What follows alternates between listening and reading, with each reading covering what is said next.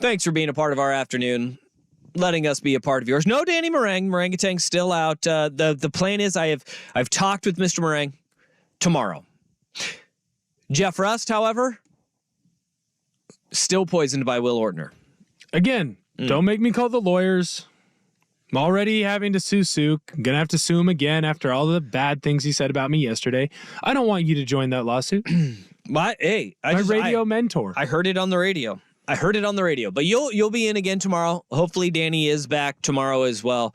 The sickness, man, it's out there. It's getting everyone out there. I don't know how everyone's been in their house for the last week. Yeah. Well, I mean, Danny's on like 2 weeks of being sick. Yeah, that's true. You know? He got. He did. He got. I assume at this point he got the plague. I think that's fair. I think it's a fair assumption. What else could it be? You know? And like I think squirrels were getting the plague. So I think the plague's back. Okay. Yeah. Plague is back in a big way. Biggest comeback of the year, 2024, the plague. Well, it was back in 2020. You don't remember those headlines? No, COVID kind of took that over. Well, no, that was the whole thing. It was like COVID was doing its thing, and then all of a sudden, squirrels are getting the plague. Oh. Time to watch out. Damn. Watch out now. Hey, YouTube is back up and working. That's right. The YouTube stream is up. And what was wrong with YouTube is exactly what I suspected was wrong with YouTube. And we went to this yesterday. And I asked you, because you're like, we have no internet to the YouTube. I said, is the Ethernet plugged in? And you said, I don't know. It turns out that was the problem with the YouTube. This is what happens when engineering is at home in the storm. It was a cord that just needed to be plugged in. Look, I don't touch any of these cords. There are a lot of cords that go to a lot of things. And the last thing that anyone needs is Will Ortner trying to plug something in or unplug something and replug it back in. This isn't, your old school N64 or whatever. What did IT guru Joey tell you yesterday? How did your conversation with IT Joey go yesterday? He goes, I can't fix it if I'm not in there. The best thing that I can do is you can either restart it or you can just record the video. Okay. And I said, I'll try restarting it. I tried restarting it. You did not. No, you didn't. Yes, I did. I hit record. You just hit record. You said, no, good enough. If our IT guru can't figure it out, why would I be able to figure it out? It was a cord that just needed to be plugged in. You came over here and tried to plug in the cord, and you weren't able to do it either. It was in the back room, which Joey laid that out. You could have just gone in there and looked room? In the server room. Oh, I'm not going in there. Where there's you call Joey and he's just like, hey, Joey. Go to this spot and see if cords are plugged in. I called Joey. Simple. Simple. You're lazy. No, lazy. I called Joey. He said you can restart the computer or not, and I just said, all right, I'm going to record. I'm not going to mess with it. Yeah. I just learned that we have like a wellness room. Yeah, we do. Had no idea. Well, it's not a wellness room as much as it is. That's what it's called. That's what it's called. But it's just a room with a chair for mothers to pump or breastfeed. Yeah, I had no idea. I didn't know that. You shouldn't really have a use for that room. Like when you say wellness room, it's like, is there like a treadmill? Is it like a gym? What do we have here? Like, no, it's just it's a closet that has a chair in it. And surrounding that chair, a lot of energy drinks. Celsius. Yeah. We got a lot of energy drinks surrounding that chair in there. And that's how you found the wellness room. And God bless you for finding it, because you're full of energy today.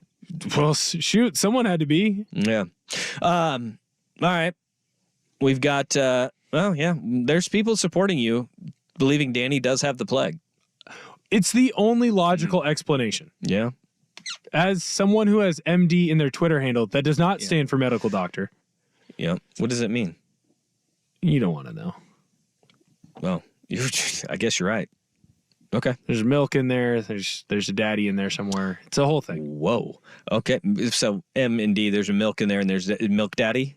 Yeah. I drank a gallon of milk and didn't puke in college, so all my friends, And they called you Milk Daddy. Well, they had to call me that. That's what my payment was. Well, look, it was a lot of bros being bros. Yeah. And we had a gallon of milk, and I got challenged to drink it, and that was the payment they had to give me. And you did. I did not puke. Had to take a 4-hour nap. Okay. Well, RJ chiming in, just check with Dan Lanning, and it's clear Danny being sick is a choice. Dan Lanning, big on being sick is a choice. I don't know if he chose to do this to himself. Gave himself the plague. Yeah. Well, look, sickness is not a choice. No. How you handle said sickness is. But what Danny's doing is way more healthy than what I would do when I'm sick. I just come in. Yeah. Which Please I'm don't. learning after yesterday's chastising from one Jason Sukanik. Yeah. I might be a little bit crazy. Yeah, you are. You are. Why? Because he said you're crazy for driving your Camry in the ice. Well, look, he made up a fake story. Like the idea that I, a part-time fill-in worker who's paid hourly, was able to call the boss and then demand that we still have a show, then call you, demand that you get in and you listen to me and come in. That didn't happen. I just came in because I didn't check my email, and then everyone was like, well, if Will's there, might as well do a show. That's right. And if he didn't want to do the show, just stay home. That's right. He had the video of his son ice skating on the street. Okay, everybody would have been like, yeah, all right, we get it. Even though we all knew he could get in. That's right. Well, just call. Yeah. Just be an adult about it and be like, hey, I don't want to come in. I feel scared. Yep. Even though I have 4-wheel drive and a Bronco, which is what my car is specifically designed for.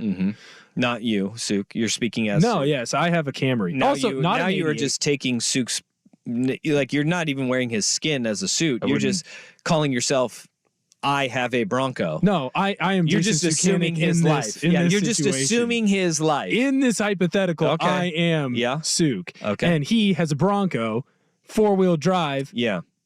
You can come in. And if not, that's fine. Call out. That's okay. I made it in my 16 Camry. If you are not able to do that because you can't handle a little ice and snow, that's fine. I'll tell you, the ice in some parts are very dangerous.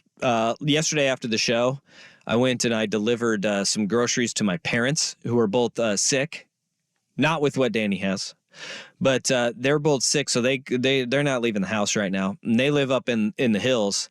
So I went and I delivered groceries to them, and I called them before and I was like, hey, are your roads clear? Right? Like, what are we working with here? And they said, yeah, we got some, I can see water running down the street. You must be it's good. Clear. They de-iced the roads. And I was like, okay. So I start driving down there. I go up and I getting up the hill. They did de-ice like the main road up there. And then I get to this little side street. And you go down this big hill. They live at the bottom of this hill. So you drive up a big hill, you drive down a smaller but very steep hill to get to their house. And I'm sitting there and I'm going, okay, this does not look like there's just water running freely. And at that point, my car just starts spinning in circles. I'm not in a 2016 Camry. I am in a Ford Explorer with 4-wheel drive, which it has been activated and is working. And I am now going in circles on what appears to be a normal street with water running down it. It is not. It was just a sheet of straight ice. It was all ice. And as I'm spinning, I see a light pole and I go, OS. And my life is going in slow motion. Like, this is the most expensive trip of going and getting groceries I've ever been on in my life. And I get around the pole and I'm still spinning. I'm just spinning down the hill. And I then notice I'm going into one of my parents' neighbors' driveways. There's a car parked there. Correct the other way. Keep spinning. And all of a sudden, I'm now in the middle of the street, finally. And I'm going, okay, let's get the wheels straight. Still not able to stop. I see that there's a little Subaru at the bottom of that hill that had attempted at some point to drive up said hill and wasn't able to do so. And they just left their car at the bottom of the hill. At this point, I go, I'm going to run directly into that vehicle. So I go and I get the car to crash into like a little bit of a snowbank there. Nice little safe landing. I get out of the car, promptly fall on my ass because it is slippery. And I mean, when I say it is a sheet of ice, I mean, look, you can see the pavement through. It is like those crystal clear lakes that freeze over, right? You know those videos. And it's like that. I can see the bottom of the street. I'm on my butt. I look up. There's two people that were trying to walk up. Matt and Sarah, big shout outs to you guys because they were like, oh my. That is like it is like they were trying to walk up to go to their friend's house up the street, and they're like, "No, we're out." At that point, I realized if I didn't crash into the snowbank, that Subaru is the least of my worries. I probably would have run over Matt and Sarah, who were walking up the street. They might have dove out of the way. I then get out after I get up and off my tushy there. I look and there is a house slipper wedged under my front tire. That's weird. Did you have a extra companion? No. I turn and I look up a little bit further. There's another house slipper sitting there in the middle of the street. I'm like, why are there two slippers in the middle of this road? Did I run somebody over and just not notice it? No, I didn't do that. So the two people that walked up, they're like, oh my gosh, are you okay? Yep, I'm good. They're like, yep, we're going home. They go home. I go and I talk to the neighbor whose house I'm now basically parked in his yard. And I'm like, hey, that's my car. My parents live down the street. And he's like, yeah, just leave it. Just leave it, man. And I'm looking at him and he's got some wounds on his head. His house slippers are the ones in the middle of the street. He went to get the mail and he went ass over tea kettle, landed on his head, and he went army crawl back to the house. He's like, just leave it, dude. Just leave it. So at this point, I'm going, all right, what am I going to do here? I can't go into my parents' house. They're sick. I don't want to get sick. Just drop the groceries on their front door. And I'm like, all right, I'm going to find a way out. This gets compounded by the fact that my wife calls me at this point and she's like, hey, how are the roads getting up to your parents? Well, funny story. Stuck right now. Super easy to get down. And at this point, my wife gives me you dumbass. What are you doing driving down that hill? And so my options then go from, hey, maybe my wife will be totally understanding about me doing something nice for my parents and will be like, yeah, I'll come get you too.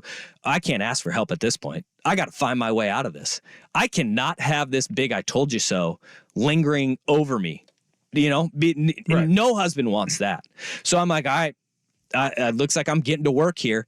I always keep, when it gets icy out, I'm a little paranoid about this stuff. I keep a shovel and I keep a thing of de-icer, like a container of de-icer. Smart. Just in case you get stuck. And of course I have chains in there too. So at this point I'm like, all right, let's see how thick this ice is. The ice is coming up pretty easy. Neighbor guy, Matt, he's like, I couldn't leave you out here, man. I'm coming back. I'm going to help you out. This is where Matt's a hero. Top G. He is.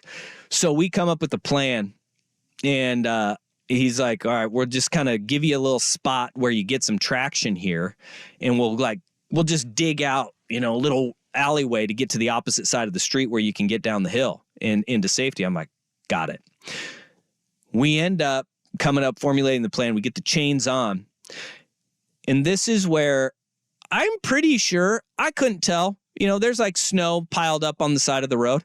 I'm just pretty sure that my route out of there eventually was, I think I drove in some people's lawns, basically everybody's lawn, all the way up the hill, all the way up. I hope I was on the street. I probably wasn't. I'm just going to be honest with this. I was as close to the street as I could be, but I needed the snow because I couldn't get any traction on the ice. That's fair. So I just trudged up this hill. So big shout outs to Matt. That was, I'll say I did 360s, all in very slow motion, going down this hill to avoid the light pole, avoid the car in the driveway, and then the final one to kind of get me straight. This was probably this is my number one badass driving moment of my life. Just saving it. Car wasn't wrecked, didn't do it. I avoided all of the obstacles. I felt like I'd been training for this my entire life by playing Cruising USA, the video game when you're in the arcade. You get the little handles. I felt like I was really well prepared for that. But moral of the story, these roads, no joke if you're on the hills. watch out now. Yes. And apparently we're going to get more freezing rain coming. Well, I just got told by Super IT Joey. Yeah. We're the last in the building again. All right. You and I might have to share the Kim Jong-un pillow. I'll fight you for it. Wait, does this mean Isaac and Suk are not coming in today? When's this email That's the thing. in? I don't know. Well, dude, I don't get half the emails. I just learned how to check my email. I'm not going to lie. Yeah. That's a lie. I know how to check it. I just don't. Yeah. Oh, my gosh. But I feel like the lessons that we all learn here is, one, be careful on those roads. Right. Like Matt, the hero, said, if you weren't in the will before, you've got to be in the will now. Mm-hmm. To the parents, because I delivered the soup. You're a hero. You're a I soup gave the hero. groceries. I am a soup hero. You know, some people are saying, I heard it on the radio. People are saying Dusty Hera equals hero. Yeah, that's right. I'll say that for you. I'll beat that drum. But that was damn. That was something. I went through it. That's a crazy experience. And as I'm going through here, Jordan says, that's called the 1080, Dusty. Well, at this point, goodness, it is. At this point, I did the 1080. I mean, I would call them separate 360, but I mean, it wasn't one continuous slide down this hill. And people say, I saw my life flash before my eyes. I say no. I saw my wife the entire time just going, I told you so. Hands and on then her hips. That phone call that I got, it just reinforced that I was right. I had to get home. Like, this is the most expensive grocery trip of my life, and this is going to be the biggest I told you so of all time. And so it took me an hour and a half, but I got out of there. And be careful on the roads, people. It's still the mess out there. And then I got to our parking lot today, which yesterday was just an absolute ice rink. Today it was a more manageable ice rink, but I got a little cocky and almost fell again coming in. Really? Well, no, dude, you gotta do the little, the ice skate. Yeah. Gosh. Yeah, this is a good point. Big mistake answering that call. I can't reinforce that enough. Yeah, you're right. Yeah. It was on me. Like I'm a vet. I need to, I can't be just taking shots from management there. When you know you make a mistake like that, do you ever just like do a quick little blocking or a muting? No. I don't do that either. Yeah. Mom. You just hit the quiet button. I put the do not disturb. Yeah. But like, I messed up after I was told not to do something. But you know what? Do not disturb. It was worth it. I don't know if well, I know this. I wouldn't do it again. I'd play my cards a little bit differently. Just definitely wouldn't trust that hill, but I was feeling good about where I was at there. So thank you, Matt and Sarah, for the help. And God, I keep going through it. I keep going through it in my mind. Not the car, not anything else. That would have been a tough. I don't know how I come back from that big I told you so just lingering over my head. No, nobody wants that. Nobody wants that. All you can do is just put a smile on your face and power through it, right? Force yourself through. You got to find a way. Yeah, you got to find a way to get home. You do it. If only DeAndre Ayton had a wife that was at the Moda Center. Hey, let's get into that, shall we? Let's get to that. That's what stopped him. If only his wife was at the Moda Center. Yeah. This was the story of the day was ice in Portland. DeAndre Ayton unable to get to his first game back after missing 11 games to mark it 12. And Portland, DeAndre Ayton got ridiculed. The city of Portland got ridiculed. We got dragged by everybody. All of a sudden, people became weather experts on what it's like to live in Portland, Oregon during an ice storm. But more importantly, the Blazers own the Brooklyn Nets right now. I think we learned that. Danny Dusty on the Fan.